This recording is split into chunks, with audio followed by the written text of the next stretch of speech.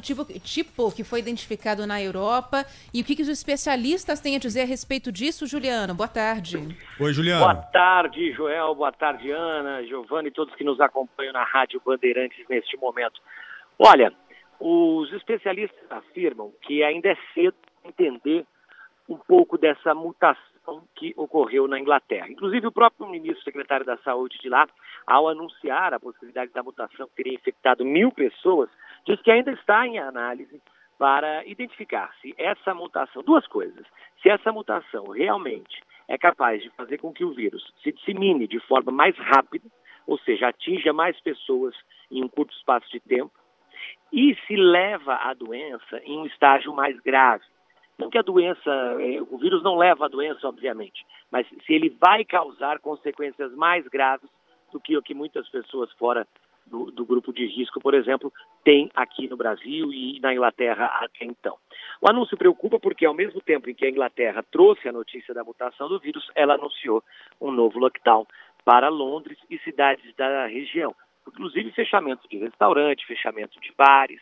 Então, o cruzamento de informações deu a entender que, enquanto se analisa o que houve, quais são as alterações genéticas desse vírus, a Inglaterra já toma medidas mais drásticas no que diz respeito ao isolamento e quarentena para dificultar a transmissão do novo coronavírus. O que a Ana Paula disse muito bem, fazendo a comparação, por exemplo, com o vírus da gripe, que tem que vacinar todo ano, porque ele vai sofrendo mutações. Porém, o virologista da USP, que nós ouvimos agora há pouco, para o Brasil Urgente, reportagem que vai ao ar já disse que, por enquanto, as mutações do novo coronavírus, e essa da Inglaterra não é a primeira, já tivemos na Dinamarca e também na Itália, por enquanto, as mutações identificadas, elas são sim atendidas pelas vacinas que estão em execução, tanto no que diz respeito à produção, quanto aquelas que já estão sendo aplicadas. Portanto, por enquanto, não há preocupação de que a vacina não protegeria o novo coronavírus dessas mutações apresentadas até então.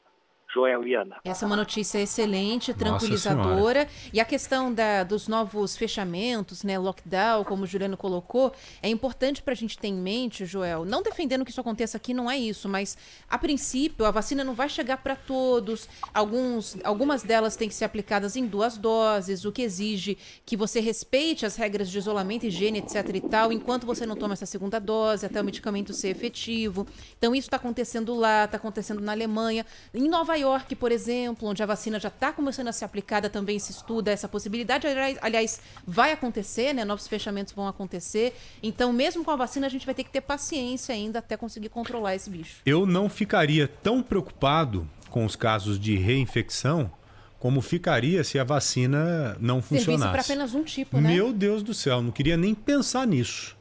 Que aí sim seria um pânico danado, né, Juliano? Já pensou se sai essa vacina, a dificuldade toda que estamos vendo para iniciar a campanha no mundo inteiro e de repente você aplica ela hoje e daqui a 2 meses surge uma nova mutação que você não está imune. Todo por água abaixo, né? Mas felizmente é importante reforçar isso que você acabou de colocar para gente. Você acabou de ouvir um cientista que confirmou que essas vacinas que estão sendo trabalhadas e aprovadas hoje são vacinas amplas, que atendem e imunizam a população não só dessa primeira Covid-19, mas das mutações também que o vírus já está sofrendo, né, Juliano?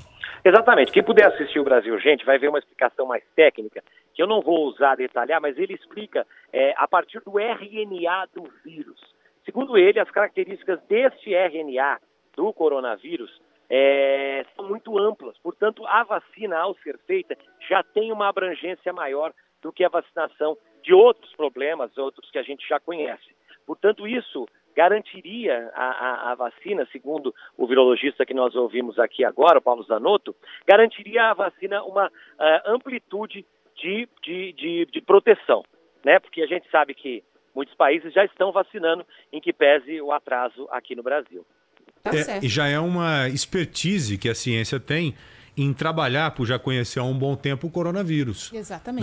Né? Com a SARS, a MERS, que são doenças mais graves, que foram trabalhadas recentemente, já deveria acontecer isso. Esse é um novo coronavírus, né? Foi um outro vírus que chegou, mas felizmente a gente já tinha cientistas trabalhando em cima de vacinas e medicamentos para essa doença. Você sabe que é legal colocar isso, porque às vezes parece que a ciência criou em menos de um ano, a vacina para uma doença totalmente desconhecida. Ah, e não foi isso? Não é. Ela já vinha sendo trabalhada, só que com outras frentes. O que houve foi uma especialização, um foco nessa nova mutação, podemos dizer assim, que o coronavírus acabou sofrendo, partindo de um animal e infectando o ser humano. É isso. Você sabe que curioso, João? O virologista estava me dizendo, por exemplo, que uma das mutações mais perceptíveis foi na Dinamarca, e eles lá descobriram que o vírus, a mutação acontecia depois que o vírus passava para os furões, aqueles roedores. E lá é muito comum fazer roupa com pele de furão. E através disso o vírus teria retomado aos humanos de uma forma já modificada. É isso. É por isso que é importante observar qual o comportamento desses vírus no meio ambiente, não só nos animais domésticos, mas também nos animais selvagens. Eu ouvi dizer no meio do caminho aí, Juliano, nessa pandemia, que há um vírus extremamente letal na Amazônia, presente nos animais selvagens, que é um vírus chamado de sabiá. A ciência batizou esse vírus como sabiá. É um vírus que temos que tomar muito cuidado para que ele não passe dos animais silvestres para o ser humano, né? E tem que haver um monitoramento, tem que haver estudo, tem que haver ciência mesmo para monitorar essas doenças todas. E os visons que foram abatidos, que você bem disse lá na Dinamarca, foram abatidos em escala, mataram quase todos os visons da Dinamarca, enterraram esses bichos e agora há um risco muito grande de haver, sabe o quê? A contaminação do lençol freático.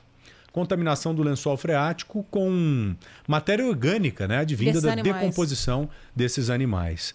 Ô, Juliano, muito obrigado, viu, querido? Um abraço para você. Seja sempre bem-vindo aqui ao Bora Brasil.